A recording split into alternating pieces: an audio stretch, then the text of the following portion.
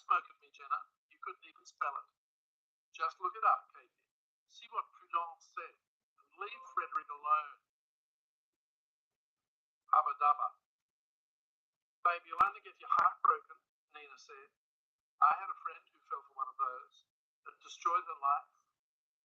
Well, I don't have that sort of problem, said Gabby, who was amazed with herself for making up the story about Prudence. Well, you have some sort of problem. No, you do. What sort of problem do I have? This, cried Gabby, swinging her bag by its straps so it whizzed past Katie's freckled bucket nose. And that was how they temporarily resolved their problem, shrieking all the way to Keppel Street. Obla dee, obla da, in final talk.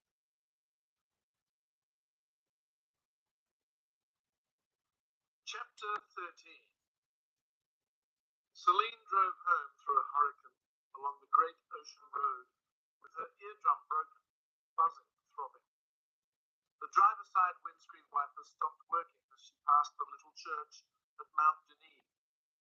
She was one-eyed through Geelong in a hailstorm and up the endless, awful Melbourne Road.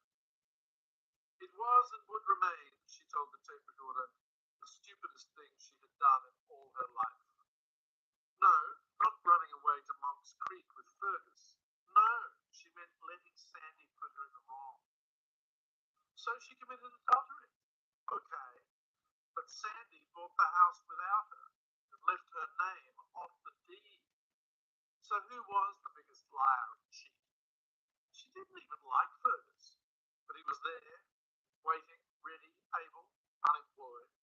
Also, he was intellectual and working class and would beat the shit out of Sandy soon as look at him.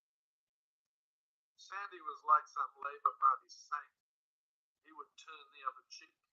He wouldn't cry out when tortured. Fergus was the un-Sandy with unapologetic, calculating eyes, a million miles from all those smooth-faced creatures who made up the Footlights Collective. Actors who were still having to relearn the Australian accents they'd lost while auditioning in London. Artists who could only impersonate what Fergus really was. He argued as he acted, as he fought, danced like a butterfly, sting like a bee, from Nietzsche to Solon and back to the dangerous edges of Douglas credit. By the time you had assembled your rebuttal, he'd moved on elsewhere. Zizek, before we even heard of Zizek, Celine said on the tape, playing on the floor 1,000 kilometres away 25 years later. It was perfect casting. The fucked up energy, the rawness of his speech. He was mad in bed, wide, barrel-chested, and covered with fine curling hair like a beast, and his penis had a distinct upward curve to it, as you might imagine on a satyr or a pig. Celine had always been inflammable, easily intoxicated by her burning bridges. She wasn't nice, she knew, but how do you compare that to leaving your wife's name off the title deed? Based on all available evidence, Sandy had cheated her. Fergus had wanted her, had flattered her, had listened to every single word she said. She knew what he was doing, as she always knew when men did that nodding thing. She was not at all surprised that when he finally had her in Monk's Creek, he never agreed with her again. She hadn't come to conversation anyway. Once he'd fucked her, she couldn't get away with anything. And she was in the mood for that as well. It was dangerous. You couldn't bluff him. There was no dare he would refuse. Celine would have to go out further, beyond the Monk's Creek surf. She was to be with Fergus, which was what she had done for all those weeks. Then they drank whiskey, and he told her she was a yucky bitch. She was high as a kite, reckless, off the map. She told him he was feral. She said some other things, quite personal. And the bastard nearly killed her for it. The rain stopped at Werribee, and she drove back into Melbourne along Dynon Road, where her mother had learned to dodge the Yankee trucks, up past the hospital where she was born, and into Carlton. She blew her nose and heard the air whistling out her broken ear. She came home incorrectly labelled with disgrace. She parked, bag no more in the wrong than he was. It's her, Gabby cried, but stayed where she was, halfway down the stairs. Celine heard the stairs creak and then saw her husband's legs and his face peering down from the upper floor. Did not speak. She noticed all her clothes were gone. She did not connect this absence with the bright black bags. She closed the door quietly and sat on the sofa as if it were the middle of a set. The audience knew exactly who she was. Okay, she said, and put her hands up in surrender. How stupid. Gabby retreated up the stairs as Sando descended, and Celine knew, as they passed each other, that an upsetting intimacy had developed in her absence. As he emerged from the shadow, Sando was forced to start creases closed in the corners of his beautiful mouth. So he had suffered too. She thought it was 50-50. He would join her on the sofa. But he stood over her, towered above her, with an expression she took to be a sneer. Then, as he shook his head, the light caught an actual teardrop. She was appalled, then pleased. She moved to one side. He surrendered. She gave him a tissue and held his hand. It was not yet clear to her what she had done.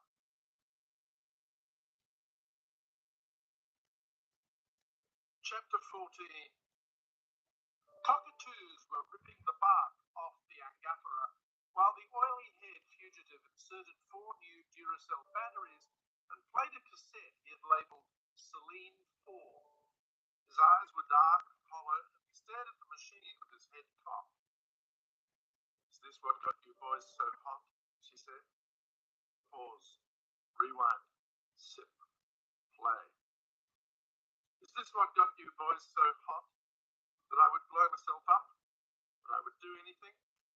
You knew I had fired my mother. That must have looked like something, but when Doris did not come chasing after me, when I ended up sleeping in Sando's car, I cried myself to sleep each night. Fast forward. You saw me in my mother's house back in Springvale, ripping photographs from frames. The fugitive had never personally witnessed such a thing. Fast forward.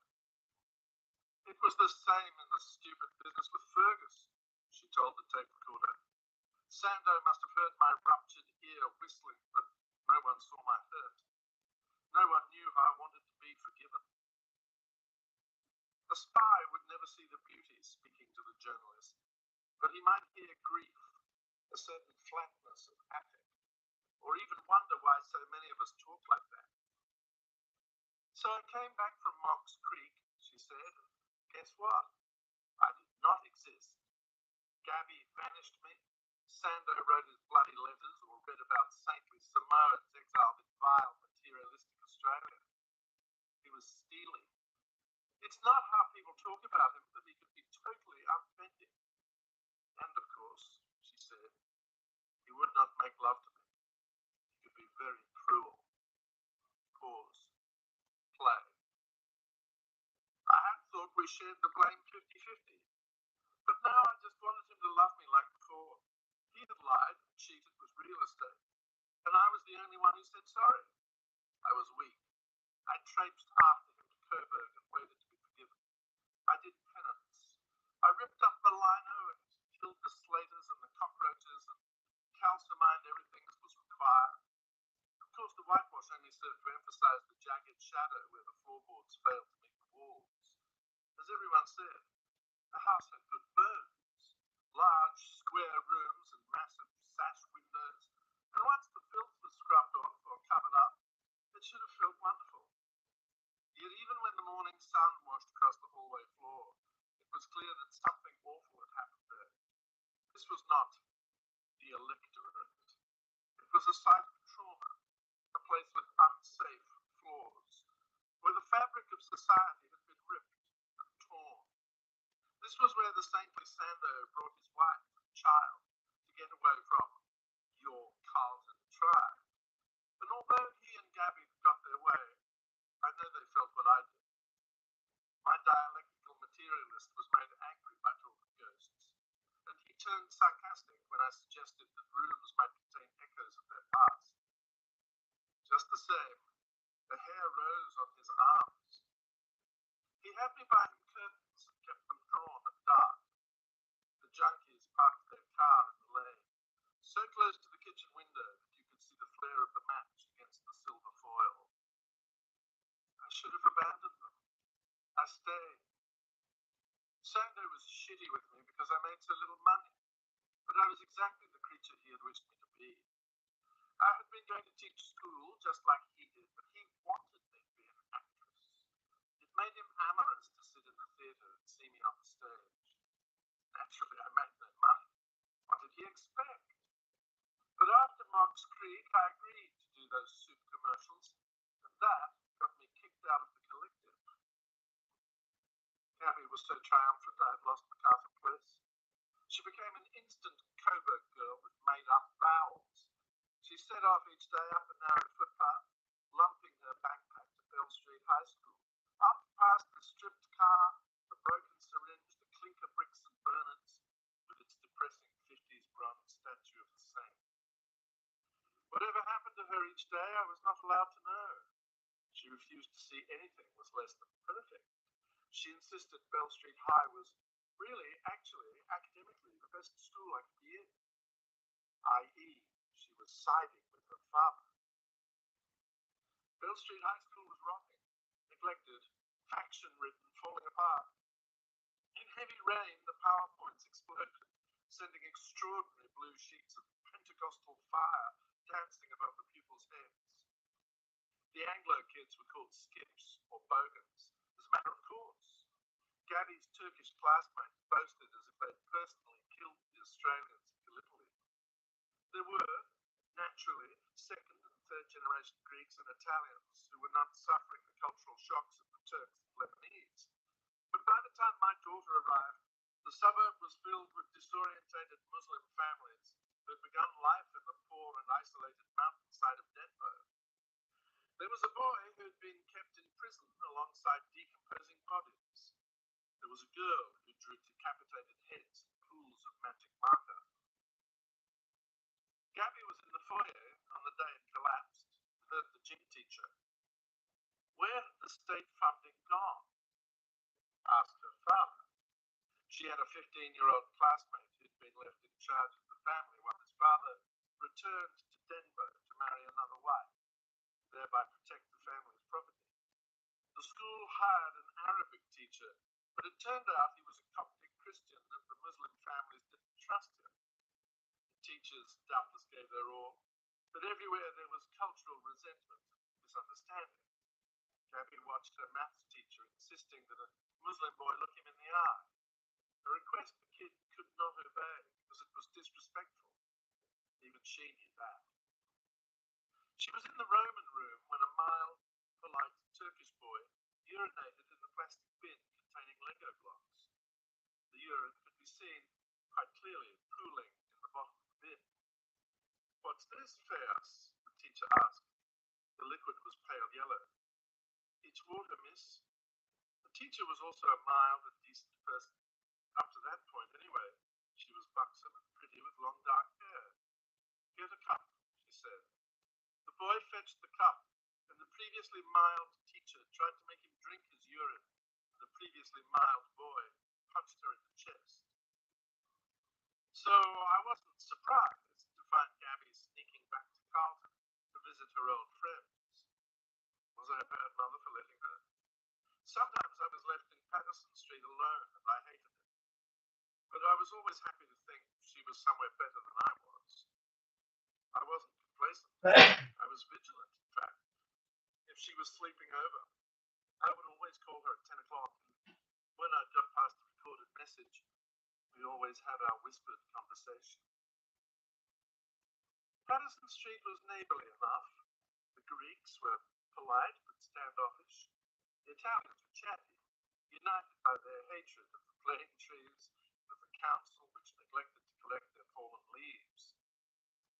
Gabby was soon friendly with them all. With me, she was different, displaying a sort of moral vanity. Complications of the game were beyond belief, descending to her hiding or destroying her hairbrush, and therefore preventing me brushing her hair. Of course, I had a hairbrush of my own, but that went missing too. None of this could be acknowledged or addressed correctly. I had been hysterical and deceitful, but I had loved my daughter, indulged her, cooked her the food she liked, helped her with her homework, set aside those long, erratic Melbourne summers so she would know that she was loved. I would not abandon her. When the Sydney Theatre Company cast me as Yelena Andreevna in Uncle Vanya, I stayed in Melbourne rather than abandon my daughter. Apart from all the branch members who annoyed me shitless, the only visitor I got was Frederick's mother. She scraped her dirty van against my fence and produced, from the passenger door, my red-faced daughter. Meg Madovic had come to demand that she, Gabby, stay away. "Your daughter has a key to my house," she cried, but I was more concerned that our neighbour could hear her. Mrs. Massidi was sweeping her plane leaves down my way. I wanted to get Meg out of earshot, but I didn't want her inside my house. She was waving something silver at me. A key. Read it. There were words engraved on it. "Pick up key, go west." This key fitted her front door, Meg said. If she ever found my daughter inside her house, she would have had done for break and enter. Don't say I wasn't warned. I thought, was she really saying that my heterosexual daughter had designs on her clearly homosexual son? I asked her what we had to be so frightened of. She snatched off her ridiculous cloche hat, and I saw her dirty, pinned-down hair. "We are very private people," she shouted at Mrs. Massidi, who retreated down the lane. "It's just a game," Gabby said. "Please, Mrs. Madovic, it's really just a game." "Where do you think she sleeps? Where? You're her mother. Do you know?" I had no choice but get her inside, seated at my table. I told her Gabby stayed with her girlfriends on Keppel Street. "Do you know the parents?" "Don't insult me, Meg." Her eyes were roaming the dining room. I thought she was coveting my Clarice Cliff vase. "Call them," said Meg Madovic, handing me my own telephone. "Ask them if your little angel has been sleeping in their house." Gabby sat with arms folded, refusing to engage with either of us. I dialed the number. It was answered. "Gabby's lost her homework," I said. "I wonder if she left it at your place." Meg Madovic smiled sarcastically as I heard the answer she expected. "So," she instructed, "ask this woman when she last saw your daughter." Had I not called that very number 3 or 4 times a week? Had I not always found my daughter on the phone? Confidently, I asked the question. Gabby returned my gaze. She knew what I was hearing, and she showed no fear. "He freaked you," Meg Madovic said as I hung up. Gabby rolled her eyes. It was apparently a huge offence to use freak as a verb. I did not understand that her disturbing son had been able to divert my call from Keppel Street to Parkville. Gabby always picked up, and I always saw her in my mind in a nicely furnished, renovated terrace house in Keppel Street. Why would I possibly think she was in bed with a boy in Royal Parade? You understand? I understand like you understand you have fainted in the street. "So," said Meg in a nasty sing-song voice, "I had to take away his phone line. They won't be pulling this one again." "Yes." "Good," said Meg Madovic, "and your little grass will stop snooping in my house." I did not see her out. I stayed at the table looking at my girl. Her lips were swollen and her eyes puffy, which I recognized from occasional symptoms of my own. So my daughter was sleeping with a boy. I wasn't stupid enough to think that I could stop her now. "Frederick must be very clever," I said. "He's a genius." I didn't see that would be the problem. All I recognized was the urgent need to get her on the pill. I didn't say this right away. I made tea and put some biscuits on a plate. I tried to use the notion of Frederick's alleged cleverness to get around to contraception, but when she understood what I was doing, she was outraged. You're pitiful, she said. All you can think about is sex. You sleep with him, don't you? You are such hippies. Gabby, do you sleep with him or not? They're not dogs, if that's what you think. I was thinking, he is bisexual, of course. They all are now. That's so stupid and disgusting. Frederick has a computer. You couldn't imagine what we do. No one I knew had a computer, so I imagined some huge mainframe thing. Men in white coats. 2001, The Space Odyssey. What is it you do, darling? Don't even ask. It's called Zork, Mum. She pushed away the biscuits and took my hand.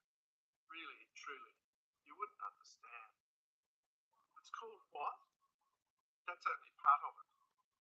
Of course, I didn't understand, nor did I try to. I thought, at least she touched my hand. Rewind, pause, play.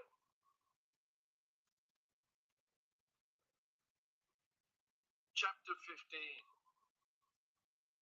Frederick lost his phone line and he did not once blame Gabby.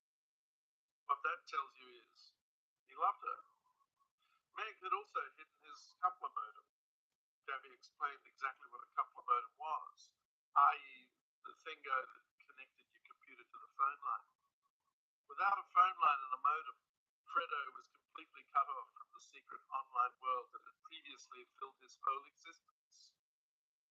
All Gabby knew was you didn't need a modem to explore Zork, which was contained within the computer.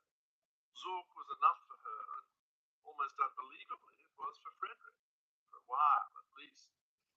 It was as if they were the only people in their world, the first explorers to map its tunnels.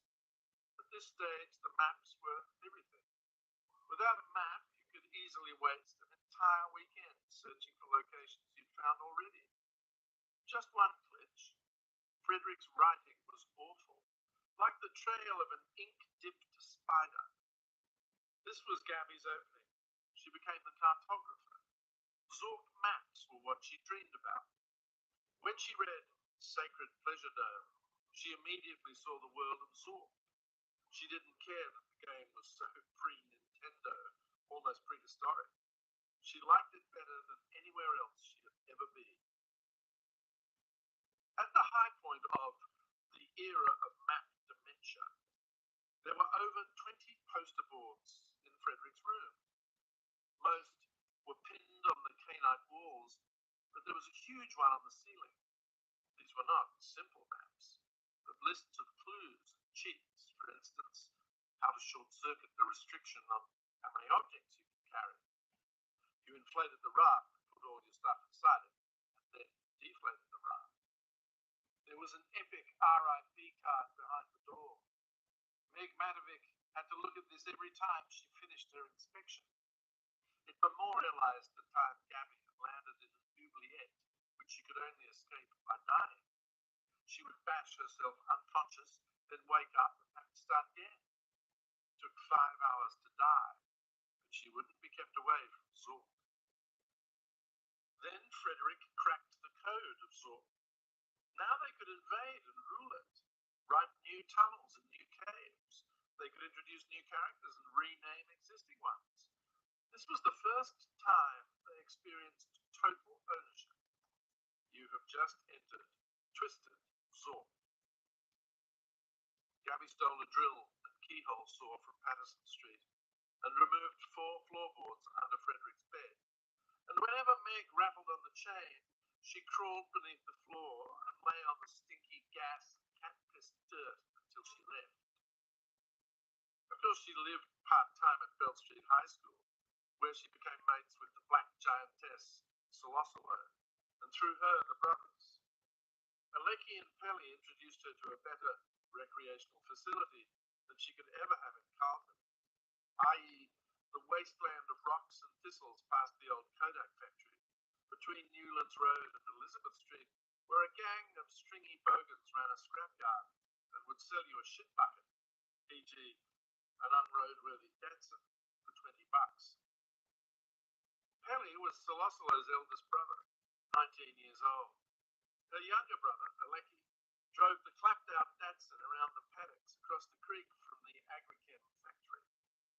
Peli lay on the bonnet, pouring petrol straight into the carburettor, flame erupting, burning hair and eyebrows, while massive Aleki made 3D figure eights, sneezing and bouncing amongst the pitted brown rocks, box thorns, and purple flowering thistles.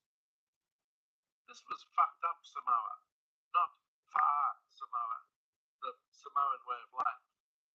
They left the Datsun's bonnet lying in the paddocks, so the girls took possession and floated, dragged it down Mary Creek, between wattles ripe with crops of plastic bags, until they reached the rusty FJ Holden, stripped and abandoned in the water.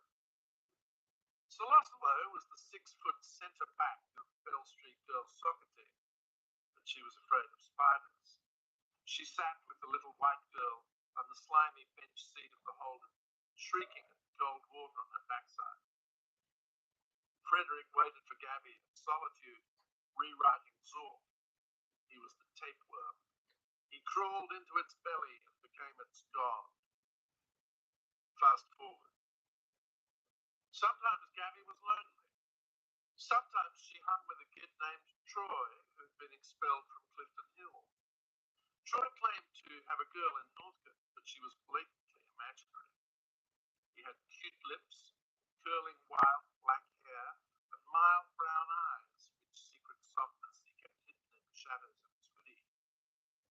His one true love was cannabis indica, and Gabby helped him search for it amongst the tree violet and fennel of Mary Creek. This wild weed was as imaginary as the girlfriend. When they finally did find a homegrown crop in the lane behind Service Street, a bald-headed bogan came at them with a shotgun. "Get out of here, you little cunts, before I blow your brains out." Gabby thought, I have seen an actual gun. After school, she and Solosolo raced and chased each other, screaming amongst the wild man fennel 2 meters high, rolling down the bulldozed spill from Whelan's tip, not stopping until they were wounded by a brick or buried spring. The white girl thought, my life is starting. She was alive all day and night. The best part was when Meg left home to sell at the markets, and Gabby and Frederick were free to do weird shit in Zork. In her ignorance, she didn't miss being online at all. One Sunday, Gabby went to Lotu, which was Samoan for church and prayers. Church, her mother cried. Can't. This might have become a family story if there was a proper family anymore. Frederick had a plan to steal a new modem to access his neighbour's phone line. He wouldn't tell her how he might do that, but she never doubted he would do it, and it would be against the law. They did their homework side by side and criticised their fucked up parents. They ate pizza and searched for gold and jewels in the tunnels of the world of Zork. At this stage, she was the bossy backseat driver. Go there, do that, pick up. He smelled of lavender. His cheek was smooth. Blind cars and feral trucks roared up and down Royal Parade. The trams rang their bells. No one had any clue that behind that peeling pale blue door there lived Grooves, Zorkmans, dwarves. Frederick introduced new actors and renamed the old cast. Thief was the first renamed identity. Thief in Zork became Dad in Frederick's version. The differences were not so great. Like Thief, Dad carries a large bag. He's never seen by light of day. He likes to wander around the dungeon. He likes to take things from you. He steals for pleasure rather than profit, so he only takes things you've already seen. Of course, he prefers valuables, but he's often drunk, seed, chicken, and takes worthless stuff by mistake. From time to time, he examines his take and discards booty he doesn't like. He may occasionally stay with you in a room, but more likely he wanders through and rips you off. For a long time, Gabby thought that this was fiction. Pick up sword, and kill dwarf both give a good feel for Zork talk. However, the machine will understand you if you type put the lamp and sword in the case. I would tell you more, but it would be wasted on you, Mr. Moore, Gabby said to the unwashed fugitive she could not see. Who could have foretold the straggling hair on his upper lip? Zork, she said, begins in total darkness. You have to get lamp, and then you can take and drop and examine and attack and climb. She emerged from her secret summer pale as a vampire just off the boat. Stop, eject, play. Celine said she had become a thick-waisted hoyden. She blamed McDonald's. Stop, eject, play. She returned to Bell Street High, a wonder to the big-hair girls and the white-shoe boys. So many kids had NES consoles. They played Super Mario, which Gabby had never seen. She hung with the Samoans, who hadn't seen it either. By winter, when the Samoans were mad for football, Frederick had still not got his phone line back. They were enclosed in their own world. Fast forward. They could hear the animals in the zoo, crowds at Carlton Football Club. They did not prefer one to the other. Meg promised an NES console so they could play Ninja Gaiden. Zork was under new management. Its name was changed to Wank. All the terrace houses have been restored by the troll, except one with a grungy blue door. West. The house has 2 windows. Open window. The window is locked. Break glass. The window is barred. Turn doorknob. The lock is broken. The door swings back and you are in the hallway, which is tangled with old bicycles and flyers from Safeway. There is a parcel on the floor. Get parcel. The parcel is addressed to Frederick Madovic. You are Frederick Madovic. Open parcel. In your hands you hold a Phoenician blue garment with gold embroidery on its hem. Take off clothes. They have no value in this game. Put on gown. You are wearing the gown. It is so light and diaphanous against your bare skin. You have become a girl. You are a pervert. Go west. You're in the kitchen. On the table is a baggie of Sumatran grass. Get weed. A passage leads to the west, and a dark staircase can be seen leading upward. To the south is a small window which is open. Go south. You are likely to be eaten by Meg. Go south. This is the last time you will be warned about the fierce random Meg.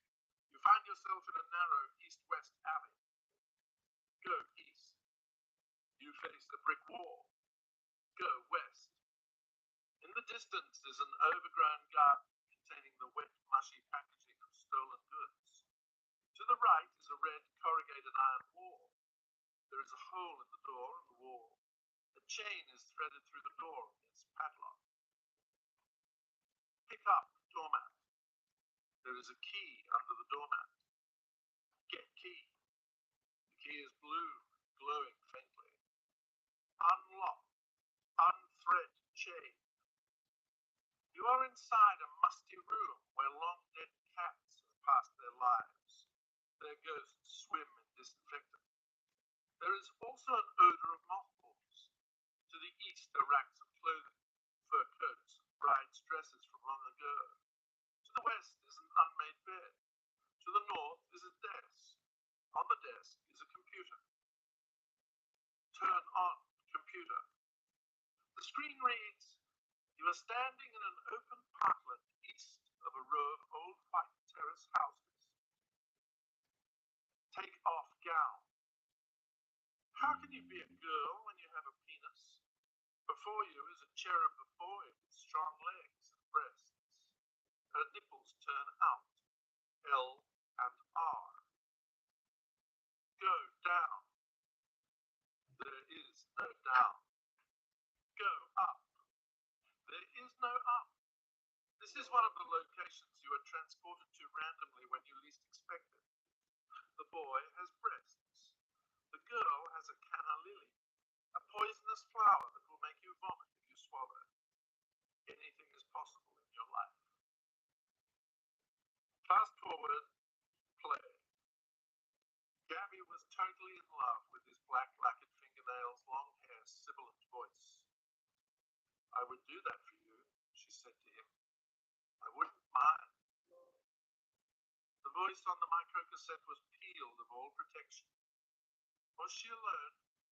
She said she had made the boy quiver and had smelled the seltzer in his hair. The fugitive lived on cheese and apples. He pictured Frederick, disconnected once again, pining for a modem, selling second-hand clothes at Flemington markets. He smelled the stink of tanneries, abattoirs, and the heavy metal mud, saw Footscray Park, the awful palm trees, unnatural in the poison yellow light. Fast forward. Play. I didn't mind anything stinky, Gabby said. I did his nails for him and shaved his legs.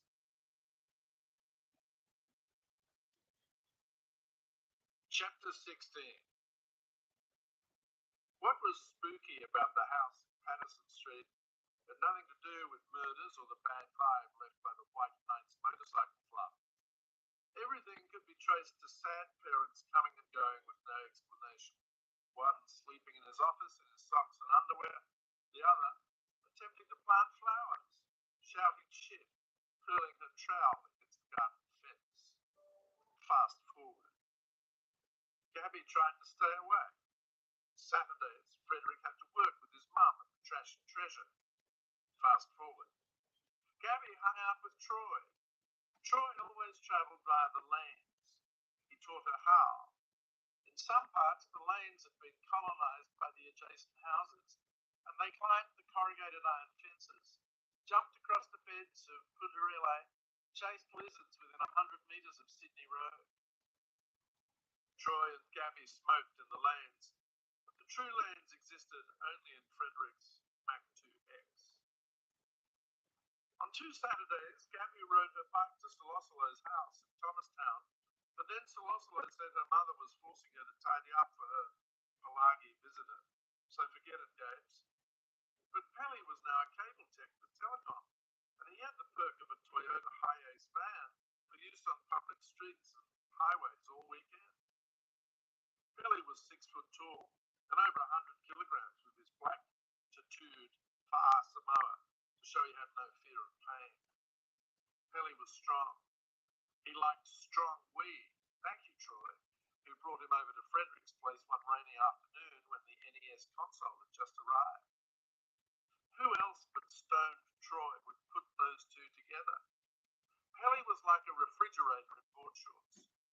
Frederick had satanic nail polish and the eyeliner and careful floppy hair and a considered whispery voice. Pelly was a big dog examining a whippet, sniffing and pushing him with his paw. But then they smoked and leapt to the Mac 2X, to Wizard's Crown, with magic weapons named Frost, Flaming, Lightning, Storm. Frederick was polite. He used plus category weapons so the visitor would pass out. The opponent lies unmoving, but not die outright. The Samoans had no video games, but Pelly was a duck to water. Dark, doom, soul, demon, and death were his weapons of choice. If you're taken out by these weapons, you are dead, except with a resurrection spell. Then Pelly spied the Nintendo. It was his. He must play it now. Then he morphed into small Mario, trotting left to right across the Mushroom Kingdom, collecting gold coins, dodging Bowser's armies. Pelly was addicted. Could he come back? Frederick thought that would be so cool. Here, by accident, was an unlikely gang glued together, Gabby said, by not much more than dope and games, or so it seemed. Frederick, Gabby, Rabbity Troy, Solosolo, and Red-Eyed Pelly took the Hiace cruising in the early morning, crooning through the S's on the boulevard, 3 passengers unsupported, rolling, bruising and cutting themselves amongst the racks and cables. The high ace had the aerodynamics of a garden shed, which was frustrating to its driver, who was a man of spirit. It was Pelly's continually expressed desire to swap the Toyota engine for a Chevy V8. He lay on a beanbag in the sleep-out and performed the television news report in a deep, blissed-out voice. A Toyota high-ace van, marked with telecom insignia, drew away from a police car already travelling at 160 kilometres an hour. Frederick loved Pelly straight off. Pelly was slow to get the hang of Frederick, but he was there to be with Gabby. This was obvious to everyone but her. She was so dumb. When they set off cruising in the high ace, Gabby must sit beside the driver in the front. Someone else should get a turn, she said. Nah, you don't get it. What don't I get? Cappuccino, he said, meaning expensive white froth, black coffee. Drive the races mad, he said. Let Frederick sit here, Gabby said. I don't drink that brand, Billy said. The boys played Wizard's Crown and Mario Brothers. Frederick said no word about Pelly's job, but surely this was the first thing he thought about Pelly, that God had sent him a telecom van. Pelly could deliver him all the free phone lines that he wanted. Within days of their first meeting, Frederick had located a US robotics courier, way better than the modem he had lost. Gabby didn't see that at the time. Frederick did absolutely not social engineer Pelly. Gabby said this. Pelly's family would later say he'd been conned by the Palaki kids. This was so untrue. It was Pelly who loaded the gear into the high ace. It was Pelly who drove so carefully along the shadowy streets. Fast forward. Play. Gabby was beside him, Natch. It was her job to keep her eyes skinned for pods, those pieces of municipal furniture you never notice until you do. Foot-high metal Mario mushrooms everywhere, parked in clear suburban sight, melancholy purple in the yellow streets so common in those Melbourne nights. The pods were packed with phone lines, like spaghetti squash, waiting to connect with that new modem and catapult you into teenage worlds of wonder, unimaginable in Patterson Street, Coburg, or almost anywhere on earth that year. Later, Gabby would be persuaded that perhaps Pelly had a conflicting sense of loyalty. He didn't hate telecom like everybody else did. Telecom gave him a good job and a vehicle. It didn't occur to anyone that the way they slagged off telecom might have been offensive to him. In any case, for whatever reason, Pelly wouldn't touch the pods. Troy, on the other hand, got his beaky nose inside the pod. Troy hooked a line, stripped its wire, attached alligator clips that ran the 100 meters of cable, an umbilical cord, a garden hose, like a shadow along the front of those suburban fences, then around the corner to the van. Meanwhile, the driver played Tetris. Super cool. Then Gabby saw the delicious dark side of Frederick, the kid who'd already spent 2 years flying online solo, messing with 2 different computers, learning to write programs, connecting with local BBSs and doing mischief on his own account.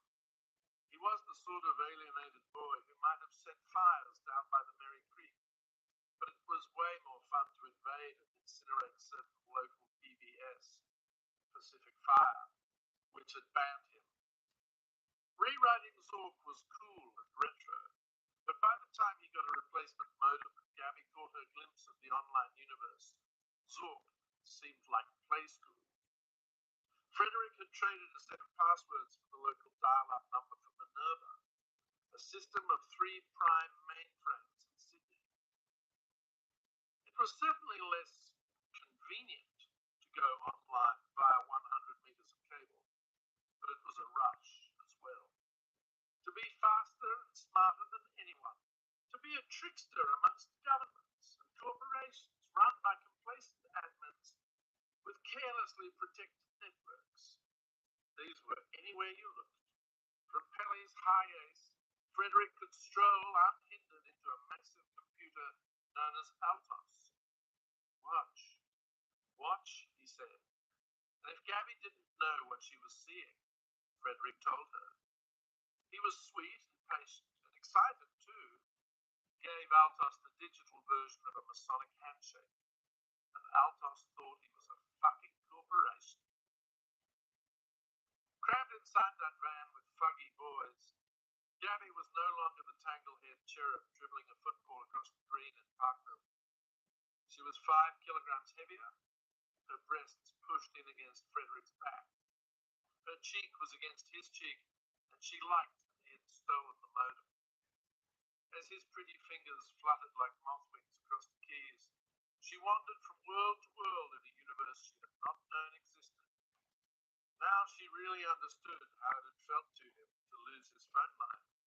Being really online was like Zork to the millionth power. From a dark street in sleepy Mooney Ponds, she was teleported into NASA. Frederick passed her the keyword, and she could write nothing better than "Fu was here."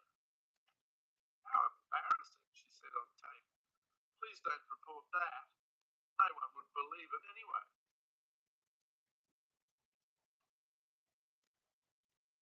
Chapter 17. Gabby said, we had to deal with Dad, aka the thief, aka Matty Matovic.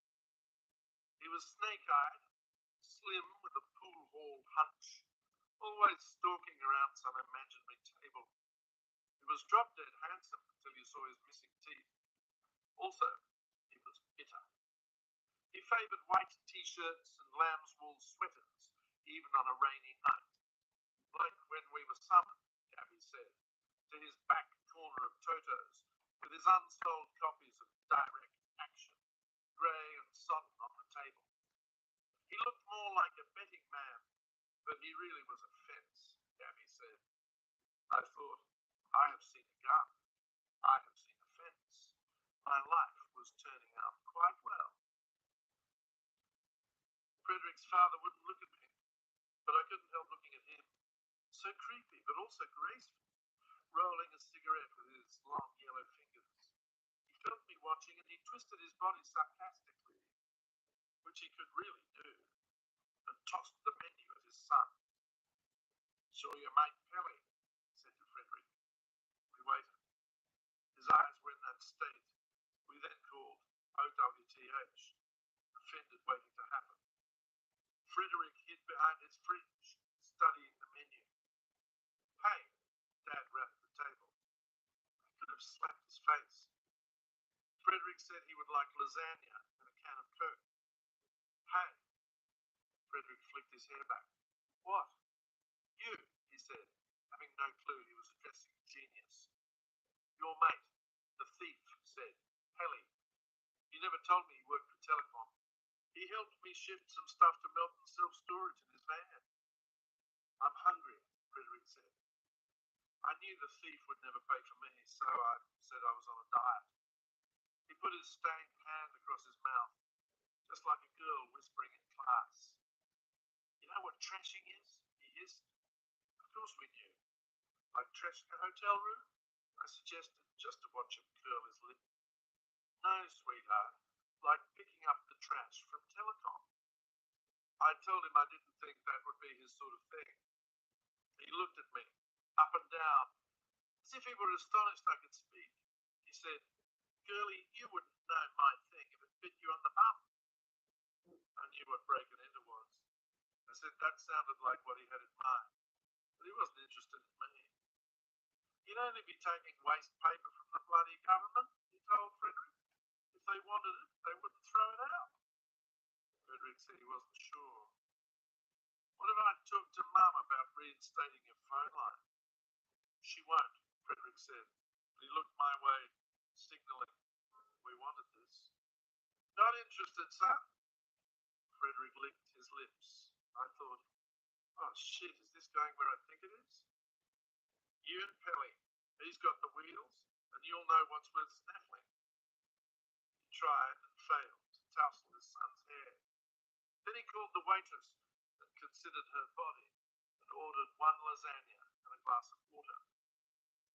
He told us that his mate had told him that they had some interesting devices in those telecom exchanges. He knew they were devices that should be studied. His mate could use the hardware, but he reckoned the waste paper was where the money was. Thousands of Saudi credit card numbers. People who think nothing of putting a BMW on their Amex. Dad, your mate's a wanker. But all Dad wanted, he said, was for Frederick and Pelly to pick up the recycling. He didn't need them to hang around reading it. They could pick it up and piss off home. Study it at their leisure there. If they found anything interesting, they could copy it down. They could have it. It was theirs. They could even share it with Miss Uptight here. Then Pelly could bring them back to him in running. You'll get ripped off, Dad. You won't know what you're selling. So you don't want your own telephone line. Apparently, Gabby and Frederick wanted a telephone line more than anything that I, Felix Moore, could ever imagine. So when Frederick stood up, when it was clear he intended to walk away, when Gabby should have been relieved, she admitted to me, disappointed. Frederick said he didn't want the lasagna. He would think about the offer. Bullshit, said Matty Matovic. Is that fucking mascara running down your face? Gabby had to rush to catch him at the door, and then, in the spotlights of the cars turning right from Queensbury Street, he kissed her. She held him, and he told her how he loved her, and that was all that mattered in his life. He said he wanted to marry me, she said. I think I cried. We walked back to the Parko Titan together, and I was in love, and I do believe it was then, on that night, I learned that deep in the maze of telecom, text scrawled usernames and passwords, restricted 800 numbers, secure information that they then threw in the bin. Scraps of paper, cigarette packs, the backs of envelopes on yellow dockets. There, the honey mass, in thick black plastic bags, in dumpsters, a harvest worthy of a dungeon and a poisoned moat. Pick up key. In the twisty little passages of the computer underground, Gabby said, there was a species dedicated to the collection of discarded information. Furtive strollers, jesters, fools, hackers, freakers, practitioners of the black art of recycling who picked the locks of telecom exchanges and, like dung beetles busy with their ancient occupation, rolled their holy shit into the night. The passwords and usernames would be useful in so many ways. E.g., when you got an actual phone line, you could go online free of charge. And clicky-clacky, there you would be, lying in bed with your BFF, jumping off the Hamburg springboard, shooting the shit, hanging out on the bridge where no one knew the girl was a girl. Dad was a thief, but for fallen angel and undertow, as they would be known, the highest value of this information was best appreciated in terms of the culture of the gift. If you were us, Gabby said on tape, above the noise of running water, you gave the info to other hackers in a BBS. One hard-to-get 800 number got us invited into a private BBS, then past the rope of a restricted BBS we never guessed existed. Fallen Angel and Undertow were quickly cool. They talked to Justin. They met Quark. They got higher up the pecking order. Pelly was never a thief. No one ever asked him to be one either. Even Frederick had never picked a lock before. But when the first one popped, Gabby said he was so completely hacktified. We were in, running, white bright neon light, Flinders Lane Exchange, 3 a.m. Sunday morning. Oh man, you cannot know. In. Black trash bags, bat wings, unimaginable to ourselves, I mean. We were so swift, so cool, and back outside before Pelly got to the second level on Tetris. He knew he had Tetris syndrome. Go, I screamed, go. And he was stuck to the screen like a flypaper illuminated. And the bloody cops cruised past. But nothing happened, because nothing ever happened, and the only consequence was Meg finally placed an order to reinstall a phone line. Then we would have everything we needed to fly around the world, like they say Satan does, all night. We would enter through the weak front doors of systems, build our own back doors to guarantee return, even when the admin dopes got up their asses and fixed the hole. You've got no idea how easy it was back then, she told me. People would use their own names for passwords. We would wipe away our Mies tracks, return through that back door to read pissed off messages from admins who we roasted, toasted, flamed to fucking death. We abandoned Zork forever. Undertoad and Fallen Angel both had school, of course. There was Ritalin involved in consequence. And this was the giddy, high, overstimulated time, the night before Christmas sort of thing, when they were innocent but not at all, when they lay naked together and did things they thought they had invented, and knew the possibilities of life were about to become wilder and weirder than anything their hippie parents dreamed. They were bound together, grown together, wrapped like strangler figs around each other's trunk, inseparable, waiting for a dial tone.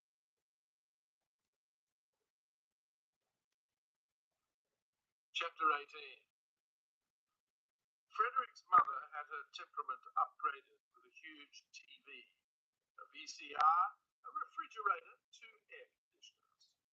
Then everyone was perfectly sedated, playing Mario Brothers. Suddenly, Meg liked me, Gabby said. It was an unexpected side effect. Stringy Meg Matovic folded her black balletic legs beneath her and snuggled up beside the blondie child. She flicked ash onto the floor and begged the child to teach her Mario Brothers. Technically, she was unteachable, the most awful player you ever saw, yelling, screaming, falling into blackness, hitting the invisible block, being killed by the firebar, missing all the bloopers, a giggling fool, happy to die at the hands of Goombas and Coopers and fuzzy peoples, shouting like a soccer mum. Meg was possibly bipolar. She was certainly the first parent Gabby met who was a blatant stoner. She crashed her van on the Eastern Freeway. She stayed at home on school days, getting high, waiting for Telecom to show up. Teleprofit, telescum, Frederick called it, hissing, narrowing his coal-lined mystery eyes. Hackers hated Telecom, he said. Telecom were morons who couldn't even use their own technology. The line noise was so bad you got logged off continually, and the faster your modem, the worse the problem was. Soon they'd have a modem with error correction, but not that year, not yet. Telecom were jackboots. They could raid your house, tap your phone line, and seize your equipment anytime they wished. Service? They couldn't even give you a phone line when you asked for one. Oh no, you must wait 3 fucking weeks. Mrs. Matovic resigned from Mario Brothers. She took up Wizard's Crown and hogged it so much Pelly, direct from work at 6 o'clock, had to play it with her. Meg was way too flirty for her age. Grown. She never knew a black person in her life. Scream. She absolutely loved them. She got poetic about the Samoan size and colour and their frizzy hair. She wanted to live in the tropics and always had. She and Frederick were going to run away to Nimbin and live off papaya and be really healthy like Samoans. Pelly had been back to Samoa only once. He'd been pissed off beyond endurance by houses with no windows. Gabby noted Meg laid her hand on Pelly's knee, so when Solosolo stormed outside and slammed the door, well, of course she knew the problem, i.e. Meg was 100, Pelly was 19. She followed her best friend across the avenue to the place where she had once had rabies. She's awful, she said. I'm sorry. Solosolo spun around and her face was punched up like a fist. Don't you shit on my brother, she said. I didn't shit on anyone. Telescum, teleprofit. You never bloody stop. So?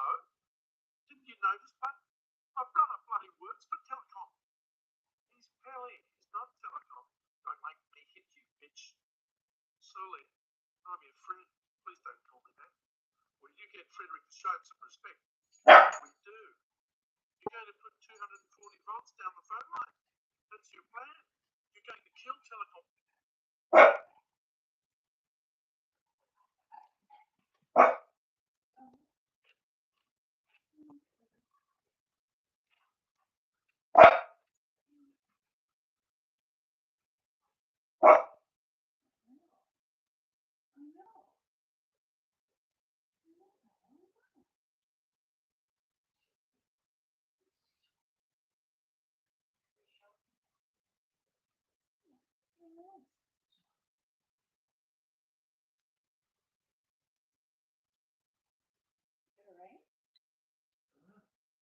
Sent my proposal over. Someone got the PDF bounced back. I sent him an email asking if he got it or not. I gave him a blur talking about how we were all local. We like What? we did a thing on how we were local when we were trying to play is that we're local.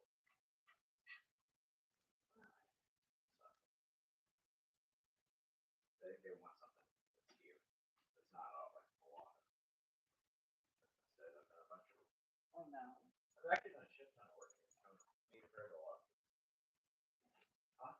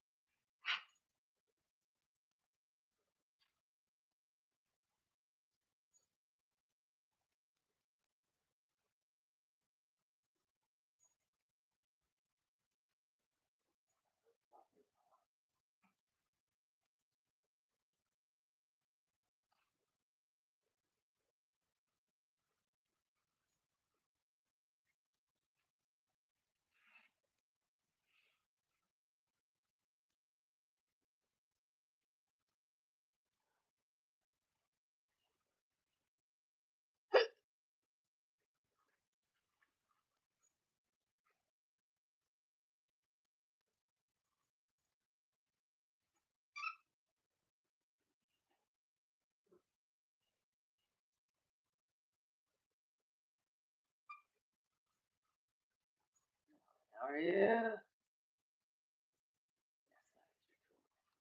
What?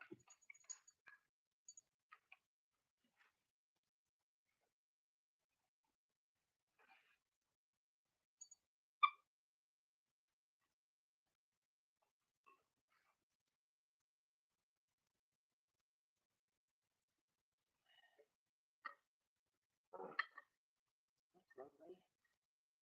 What? So that was lovely. That was very lovely. It was like the loveliest thing you've seen or heard.